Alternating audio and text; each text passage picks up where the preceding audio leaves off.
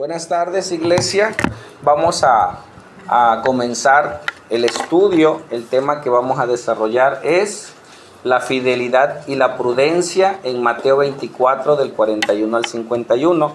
Y comenzamos con Timoteo 2, del 1 en adelante, en el cual Pablo, ¿sí?, el cual era apóstol a los gentiles, le enseña a su discípulo Timoteo, que ya era pastor, ¿sí?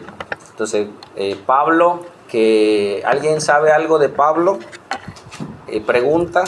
¿Pablo era uno de los 12 apóstoles? No era de los 12 apóstoles, no estuvo con Jesús. Él tuvo un encuentro con Jesús rumbo a Damasco. Él perseguía a la iglesia, ¿sí? Y se encontró con Jesús. Por eso él es considerado el apóstol a los gentiles. ¿Qué significa la palabra apóstol? Enviado. Amén. Entonces él fue enviado a predicarle a los gentiles. ¿Quiénes son los gentiles? Abdiel. Amén. Di conmigo, los gentiles es toda persona que no pertenece a la nación de Israel. Amén. Entonces hay dos grupos, el pueblo de Israel, ¿sí?, con sus 12 tribus, y ya por último se les llama judíos. Están los gentiles, y por un tercero, si me prestan otra mano, sería la iglesia. Amén. Nosotros somos la iglesia. ¿Quiénes conforman la iglesia de Cristo? Judíos que creyeron en Jesús. Hubo judíos que no creyeron en Jesús y siguen todavía. Es más, lo crucificaron. Dios extiende el evangelio a los gentiles, que somos nosotros, y formamos la iglesia de Cristo. Entonces Pablo es enviado, ¿sí?, a los gentiles y comienza su obra misionera. Entre ellos, una de las últimas cartas que escribe Pablo fue las de Timoteo, y les dice algo bien importante. Tú pues, hijo mío, esfuérzate, ¿qué? En la gracia que es en Cristo Jesús. La gracia, dice en algún concepto, es el deseo y el poder para hacer su voluntad con gozo. ¿Qué es la gracia? Amén. Otra vez, ¿qué es la gracia? El deseo y el poder para hacer la voluntad, pero lo más hermoso, disfrutas hacer la voluntad de Dios. Amén. Con gozo, con alegría. Sabes que estás haciendo lo correcto y disfrutas estar en esa gracia. Entonces, Pablo le dice a Timoteo, tú eres mi hijo en la fe, esfuérzate en la gracia. Y dice el 2, lo que has oído de mí, ¿sí?, ante muchos testigos, esto encarga a hombres fieles que sean idóneos para enseñar también a otros. ¿Qué está diciéndole Pablo a Timoteo? Todo lo que has visto de mí, ahora te toca a ti, Timoteo, enseñarle a otros. Todo lo que has aprendido, y ese es el discipulado. Lo que tú aprendas, si tú no lo enseñas, lo pierdes. La mejor manera de aprender es enseñar. Si tú no enseñas lo que aprendes, se olvida. Amén. Por eso es importante que tú lo que aprendas, al rato lo compartas. ¿Sale? Dice otra vez, lo que has oído de mí ante muchos, mejor lo pego por aquí.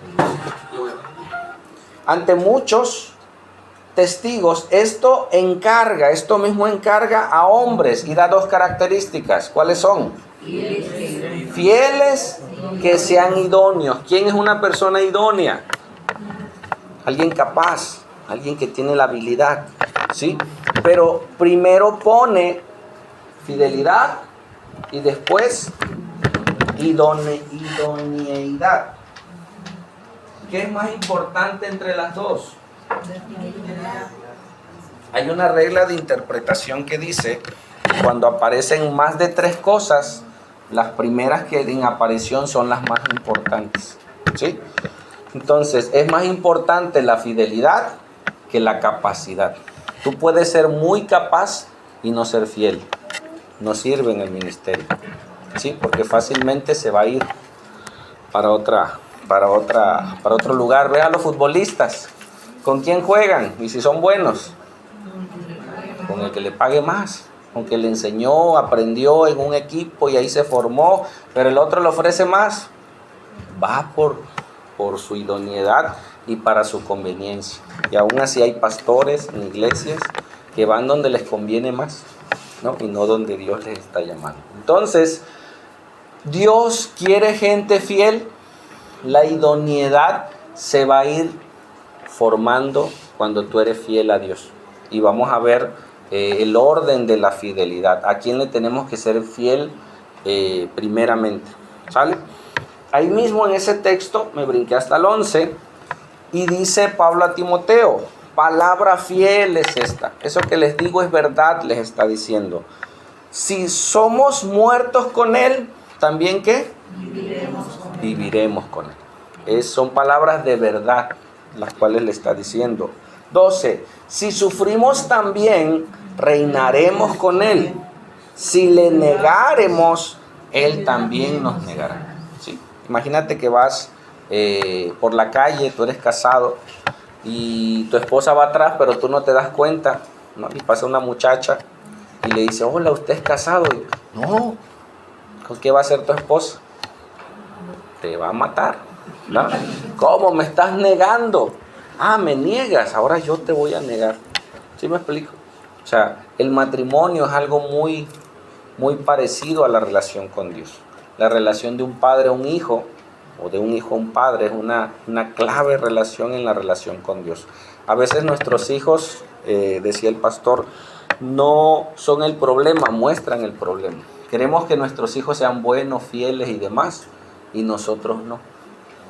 Y cuando se revelan nuestros hijos, si tú comparas tu relación con Dios, tú dices, oye, yo también le soy infiel a Dios, yo también soy inconstante, ¿y cómo le puedo pedir a mis hijos que sean algo que yo no les muestro? Y Dios ahí nos habla y nos exhibe. Y dice, si fuéramos infieles, me regreso, dice, si somos muertos con Él, también viviremos con Él, hace un paralelo. Si sufrimos con Él, Él también sufre con nosotros. Si le negamos, Él nos niega, pero aquí hace una gran diferencia. ¿Qué sería lo normal si me es alguien infiel? Que yo le pague igual, con la misma moneda. Si me gritan, grito más fuerte. Si me pegan, si está muy grande, agarro un palo. O sea, no me voy a dejar. Esa es la parte natural del ser humano, querer desquitarse de la otra persona cuando le agrede. Dios no es así. Amén. Y dice, si fuésemos infieles, su atributo propio de Dios, Él permanece fiel a pesar de nosotros. Él no puede negarse a sí mismo. Amén. Dios está anhelante. Gente que nos dice, pastor, ¿será que Dios me pueda perdonar? Digo, hermano, Dios dice en su palabra que si tú confiesas tus pecados, Él es fiel y justo para perdonarte y limpiarte. Amén. Entonces, creemos que sí. ¿Será que Dios me quiere restaurar? Por supuesto que sí. Porque es el anhelo de Dios que su creación, que sus hijos vayan al Señor. Amén. Entonces, en este mundo hay un desorden aún dentro de las iglesias de la fidelidad. A mí me ha tocado, ya caminando en el Señor, me tocó una ocasión, en la casa hospedamos a una misionera, una hermana, que habían venido desde México a evangelizar con un grupo de jóvenes a la ciudad, y participamos como iglesia. Entonces hospedamos a varias personas en la casa, y entre la plática esta señora nos confiesa, en amor y en confianza, dice, no, yo por eso, dice, yo sirvo al Señor, y mi esposo no me dio permiso de venir, dice, pero yo hablé con mi pastor y le dije, pastor, mi esposo no quiere que venga hasta Veracruz, y ¿qué hago? Le pregunta ella al pastor. Dice, hermana, usted sirva a Dios, que Dios se encargará de su casa. Y me vine, dice, y allá dejé a mi esposo, y me dijo que si regresaba ya no iba a estar él, pero yo creo en Dios, dice, yo vine en la fe. Yo le digo, hermana, ¿qué hace aquí? Regreses primero, antes que el pastor, antes que la iglesia, está su esposo, está su familia. Entonces hay mucha gente que ocupa la iglesia, que ocupa un pastorado por falta de conocimiento, para desestabilizar inclusive una vida. Hay muchas personas que viven un desorden dentro de la iglesia. Entonces nosotros tenemos que saber el orden de fidelidad. Dios nos pide fidelidad, sí. Nadie puede ser fiel si no tiene a Dios. Por lo natural es que nosotros seamos infieles. ¿Sí me explico? Por naturaleza. Nadie que no sea hijo de Dios no puede ser fiel. Tiene un vacío tan grande en su corazón que va a querer llenarlo con mujeres, con cosas, no lo va a llenar su esposa. No, tú tienes una parte, di conmigo, yo soy espíritu, tengo un alma y vivo dentro de un cuerpo. Amén. Este cuerpo es un vehículo nada más que puede ver, caminar, tocar, sentir. Dentro de nosotros está nuestra alma. ¿Qué hay en el alma? Lo que ya sabemos: mente, emociones, voluntad y conciencia. ¿Sí? Voluntad es el... Okay. En tu alma, lo que no se ve, lo intangible, están tus pensamientos desde el vientre de tu madre hasta el día de hoy. ¿Sí? Están tus sentimientos. Dios nos hizo libres y nos dio la voluntad. Y Dios nos dio la capacidad de reconocer lo bueno y lo malo, ¿sí? Que es la conciencia.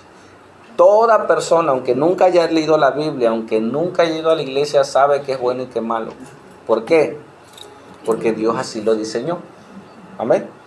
Entonces, una persona después que nace, después de Adán, nace espiritualmente muerta y nace con un vacío espiritual. Y la única manera de llenarlo es cuando le entregamos nuestra vida a Jesús. Él viene y llena nuestro espíritu y nos completa, porque somos seres trinos, espíritu, alma y cuerpo, pero somos uno. ¿Sí me explico? Si yo tengo un problema emocional, se enferma mi cuerpo. Si alguien cae en depresión, al rato trae taquicardia, al rato trae, se enferman los hijos, al rato la esposa tiene un problema de salud. O sea, todo va de la mano. Entonces, si tiene un problema espiritual, un vacío espiritual, ese vacío se torna a su ser integral. Entonces va a querer llenar ese vacío con muchas cosas. Y la única manera de llenarlo es a través de Dios, es a través de Jesús. Entonces, una persona que no tiene a Dios no puede ser fiel por su propia naturaleza. Una vez que tiene a Dios, comienza a ser fiel, pero siempre el enemigo te va a querer desviar. Por eso la palabra nos da dirección. Entonces, ¿cuál es el orden de fidelidad? Mi principal fidelidad debe ser a Dios. ¿Cómo yo sé que le soy fiel a Dios? ¿Y qué es a Dios? Hubo hace tiempo un caso en la colonia Hidalgo de una mujer que dice que Dios le dijo que matara a su hijo. Y mató a su hijo. O sea, no recuerdo, creo que era un varón. Mató a su hijo. ¿Era Dios esa persona? No. ¿Cómo yo sé que le soy fiel a Dios?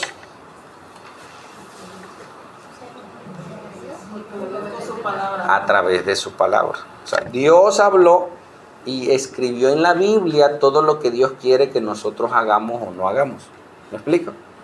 Y tenemos que interpretarla correctamente. Entonces, yo soy fiel a Dios a través de lo que Dios me pide que haga. ¿Ya? Pero primero es a Dios. ¿Sale?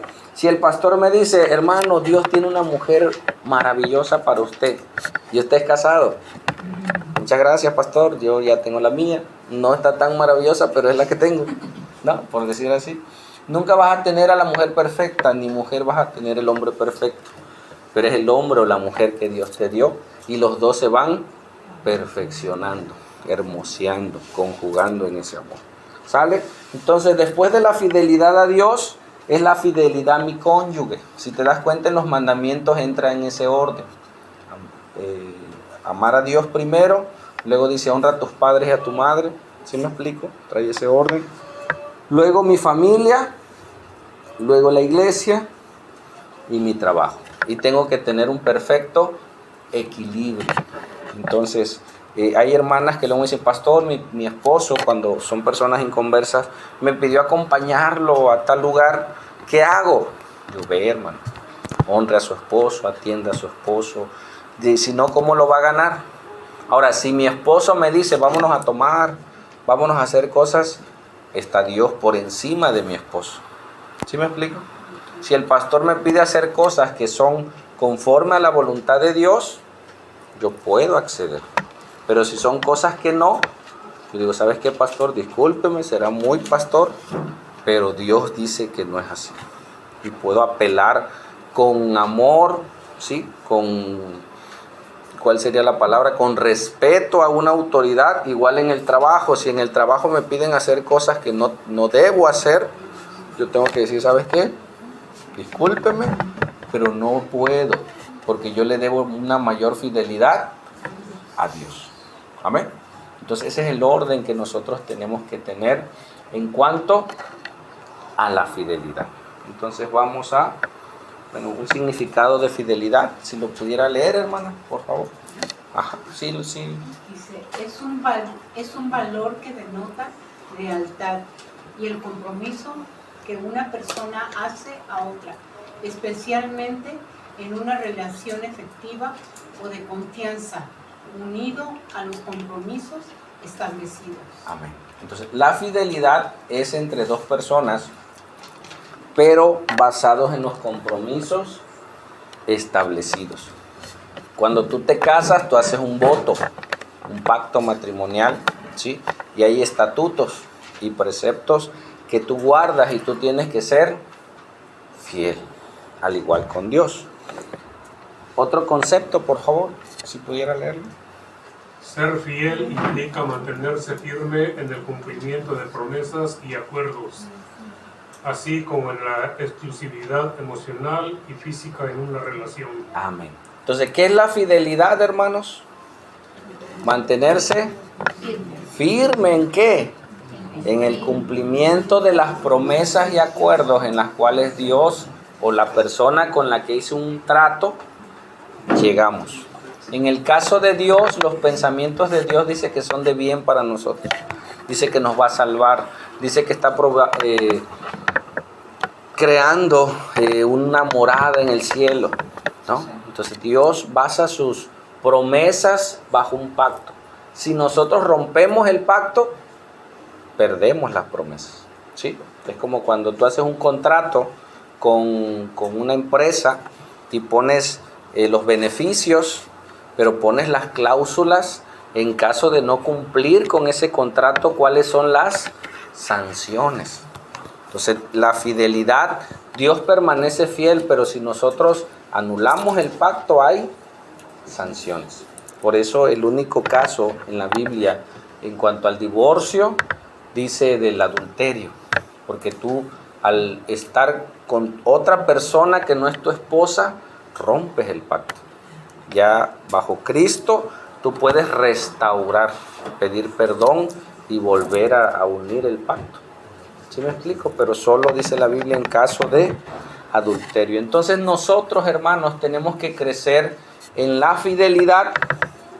Y ahorita que estamos hablando de liderazgo, hermanos, muchos ocupan este tipo de enseñanzas para atraparte en una religión y decirte, hermano, yo estuve en una iglesia donde firmábamos un libro como membresía, y la única manera de salir de ese pacto, porque se hacía un pacto, era que te murieras o te fueras a otra ciudad. Si tú te salías de la iglesia y no cumplías esa promesa que tú estabas haciendo por escrito, acarreaba juicio. No sé si me explico. O sea, hay iglesias así, que si tú te sales de una iglesia, sales en maldición, pero no por Dios, sino por el pastor. No, el pastor te maldice si te sales de la iglesia, oye, y no es así, ¿sí? ¿Cuántas iglesias de Cristo hay en Cosoleacaque, hermanos? Una sola iglesia. Hay muchas denominaciones o congregaciones, pero la iglesia es una. En el libro de Hechos, donde dice que el Señor añadía a la iglesia a los que habían de ser salvos, no habla de una denominación, habla del cuerpo de Cristo. Entonces di conmigo, iglesia de Cristo, es igual que cuerpo de Cristo. Cuando tú recibes a Cristo en tu corazón, tú te haces miembro de la Iglesia Universal y ahora eres parte de un cuerpo. Y como un cuerpo tienes una función. ¿Sabes qué es el cáncer? O sea, ¿cómo se desarrolla el cáncer? El cáncer es tener células. Todas las células tienen una función. ¿Cuándo se desarrolla el cáncer en un cuerpo? Cuando en una parte del cuerpo hay otras células que no son de ese órgano y esas células están generando otra función que no deben de hacer en otro órgano y provocan desequilibrio, provocan enfermedad. Ese es el cáncer. Entonces, una persona que se añade al cuerpo de Cristo tiene una función dentro del cuerpo de Cristo y tenemos que serle fiel a Dios, ¿sí? No pasar por alto esto y ser fiel a la iglesia, sin pasar por alto a mi esposa y a mis hijos. ¿Me explico? A veces somos fieles a la obra y somos infieles al esposo. No es que me pidieron hacer eso, ya ahí te dejo. No, esposo, puedo, me das permiso. Mamá, puedo ir, fíjate que el pastor me pidió si vamos a ayudar. Sí, hijo, ve. O sea, estás honrando, vas en el orden correcto. No, es que yo lo voy a hacer porque es para Dios. Y sale fuera del orden. ¿Sí me explico? Entonces muchos ocupan este tipo de cosas para atrapar a la gente, para llevarlas a pactos humanos y no a una fidelidad. ¿Por qué llegamos temprano a una iglesia?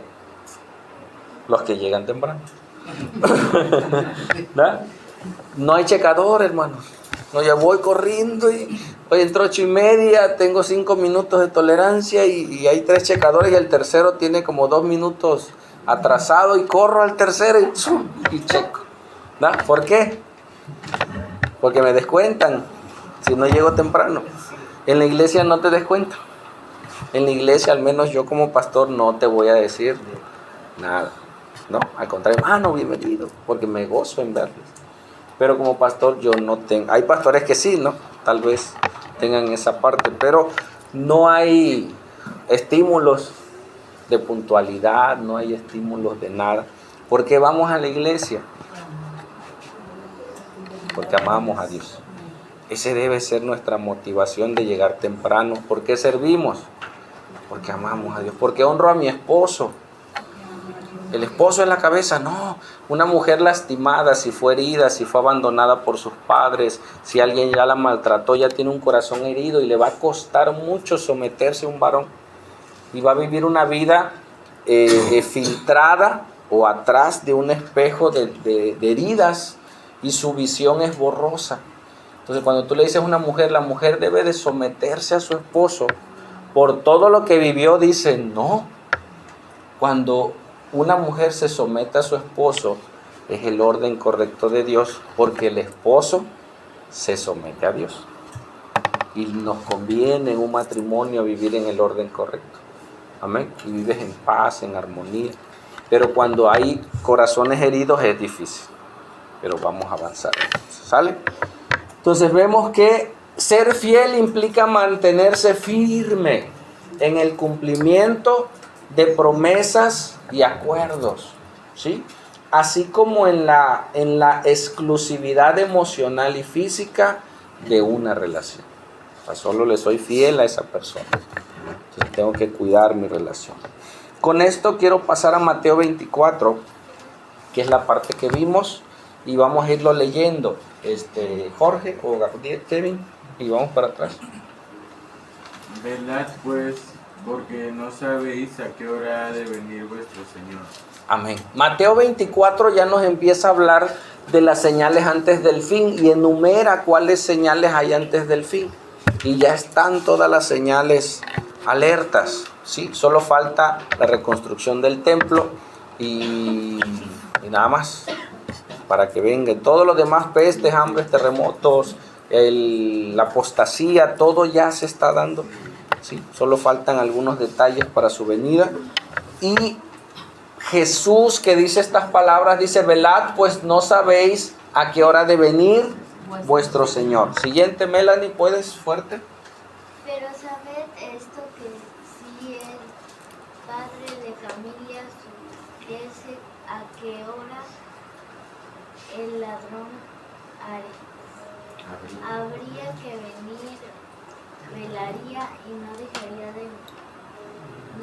mirar su casa. Destruir su casa, minar es eso. Dice, pero sabed esto, que si el padre de familia supiera qué hora el ladrón habría de venir, va a cuidar, va a velar, va a vigilar y no dejaría minar, destruir su casa, robar su casa, porque va a empezar a hablar de la fidelidad, permanecer fiel, ¿sí?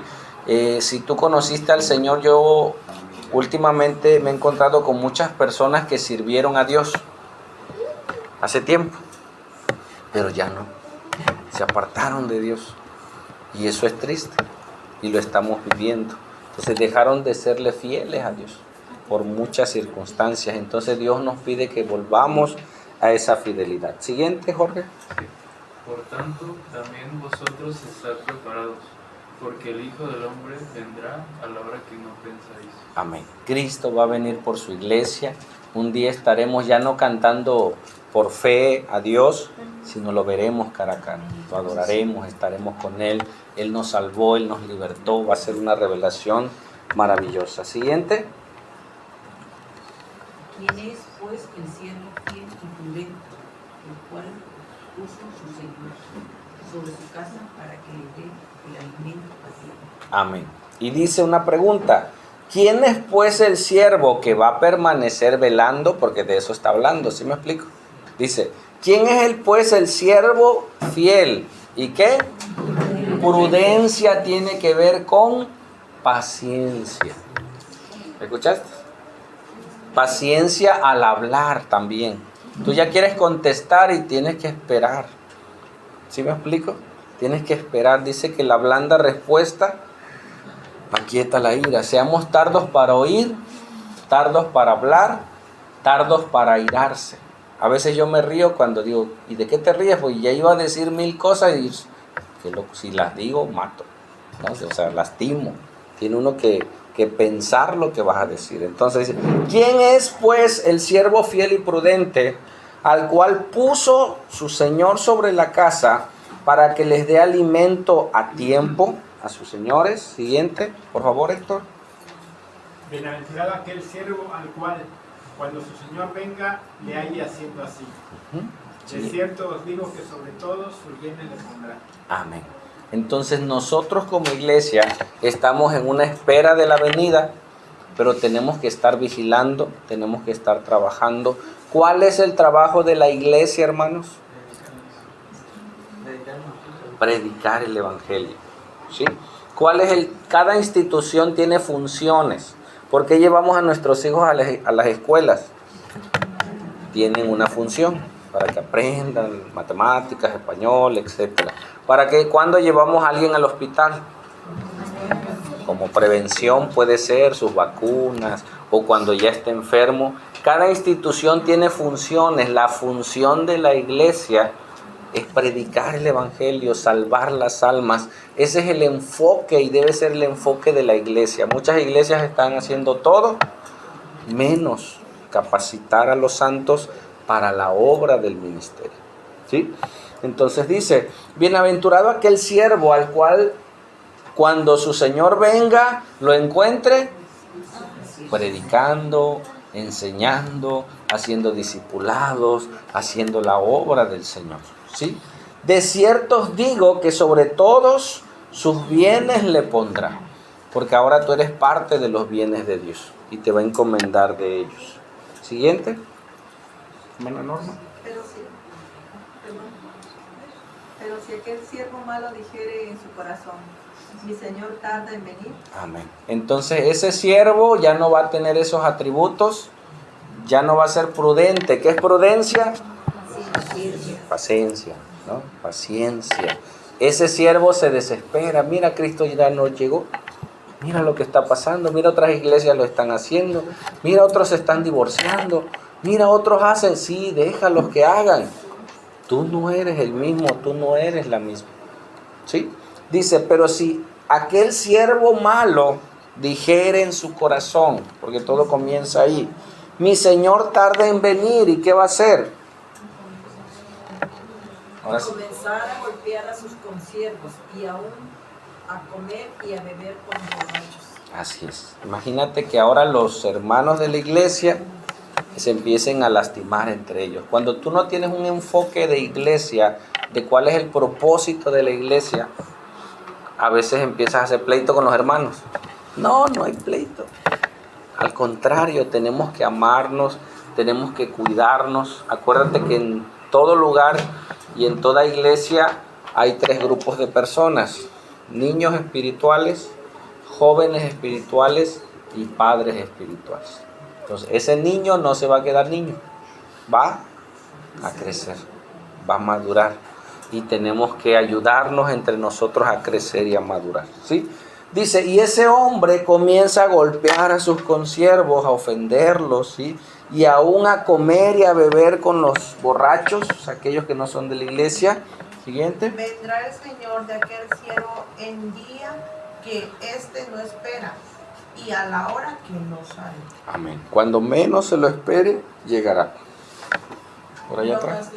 Lo castigará duramente y pondrá su parte con los hipócritas. Allí serán lloro y el crujir de dientes. Amén. ¿Sí?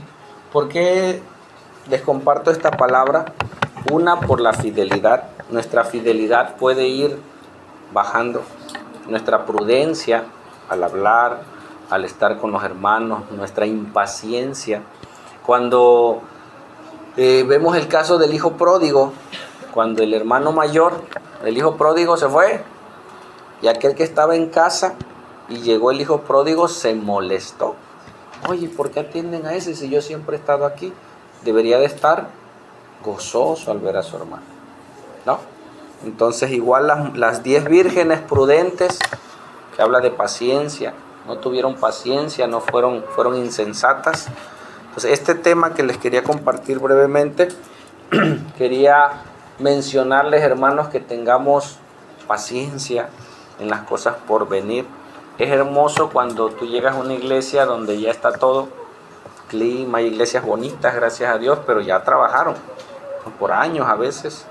Vi una inauguración, creo que en Zaragoza, y nada más la foto, la puerta era de cedro bermú. Digo, ¿cuánto le habrá salido la puerta esa? Entonces nosotros estamos trabajando, estamos construyendo, tenemos que sacar las sillas, tenemos que meter las sillas, tenemos que poner las cosas, les pido paciencia, ¿no? Que les pido fidelidad a Dios en su obra. Dice que si en lo poco somos fieles, en lo mucho nos pondrá. Yo he visto matrimonios, platiqué con un matrimonio ya grande. Dice, cuando empezamos nuestro matrimonio, yo solamente, dice él, yo llevaba una radio que nada más se le movía y nada más agarraba un canal, dice. Y una plancha que estaba directa, o sea, no servía el termostato. Entonces, si una vez que se calentaba, había que desconectarla, si no quemaba. Y así empezaron su matrimonio. Al pasar los años, pues ya tienen hijos, casa, rentan otra casa, ya con el tiempo pudieron hacer sus cosas, ¿no? Pero la fidelidad los mantuvo unidos, ¿no? Si tú tienes una esposa o tu esposo no tiene carro y ves otros con carro, paciencia. Y aunque no tengas carro, tienes pies, tienes lo más importante que es tu familia, tienes lo más importante que es tu pareja, porque aún los hijos también se irán y harán su familia. Entonces, si tú guardas a tu esposo, guardas a tu esposa, si aún lo tienes, o oras por él o por ella, lo más importante es eso. Amén. Y lo más importante es tu fidelidad a Dios, a Él. Y mucha gente va a querer desviarte de esa fidelidad. El mundo quiere que dejemos de ver a Dios y volteemos nuestra mirada a las cosas materiales, que no son malas, pero nos desvían del propósito de Dios. Y la fidelidad solo emana de Dios. Cuando tenemos a Dios, entonces podremos serle fieles a Él. Amén. Y tener prudencia al hablar. Cuando alguien te confía algo, hermano, ¿no? Dice que había dos amigos, hermanos de Cristo, que se confesaron, hicieron una dinámica en la iglesia y le dijeron, hermanos, tomen un hermano y confiésense su pecado para que oren los unos por los otros, ¿no? Y ya uno se sincera y le dice, ¿sabe qué? Mira, yo estoy luchando con la pornografía, yo estoy luchando con esto. Y le empezó a confiar su corazón al otro varón. Y le dice, ¿y tú? Dice, no, dice, yo lucho con el chisme. Dice, estoy, nomás quiero salir de aquí para ir a contar a la gente. Entonces cada quien tiene su lucha y con lo que batalla. Cuando alguien nos confía algo, suena risa, pero es terrible, hermano. Puedes matar cosas. Hay gente que nos confía dentro de los 3 pilares. Uno de los pilares es: mi casa será llamada casa de oración. Cuando alguien te confía algo a ti, tú sin saberlo y sin entenderlo, si no lo has entendido, es porque Dios te ha puesto como casa de oración. Dice la Biblia que ahora todos los que somos cristianos somos reyes y sacerdotes para Dios. Entonces, el trabajo del sacerdote es ministrar al pueblo y subir las peticiones a Dios. Te parecería extraño, pero de repente te encuentras gente que te cuenta sus cosas. Y tú dices, oye, ¿por qué? Porque Dios te puso como sacerdote o sacerdota de Dios. Y la gente te confía cosas y a veces tú no puedes hacer nada. ¿Y para qué me lo cuentas si yo necesito dinero? Yo ni dinero tengo. Necesito trabajo, hermana. ¿Y cómo si yo no le puedo dar trabajo? Bueno, para que tú hagas ese trabajo sacerdotal. Y si al rato tú lo cuentas con alguien, perdiste el propósito por el cual Dios te puso esa encomienda en tus manos para hacerlo. Entonces tenemos que ser fieles y prudentes, hermano, como iglesia. Lo que nos confíen, lo que nos cuenten, lo que no. Si es algo delicado que afecte a la obra, podemos contárselo a quién. Al pastor, al hermano, y es sano, pues. No a quienes no van a poder. Si se te descompone el carro, le cuentas a tu vecino, pues sí, pero ve con el mecánico. Él te va a ayudar, él te va a decir. Andas contando a todo el mundo, no, que se me descompuso el carro. Ve con el mecánico y él te va a ayudar y te va... No, de nada serviría que yo le cuente a alguien si no me va a ayudar. Entonces tenemos que ser fieles a Dios, fieles a nuestra familia, hermanos. Sean como sean, ¿no? Nuestros hijos, nuestro esposo. Es difícil serle fiel a alguien que no es fiel.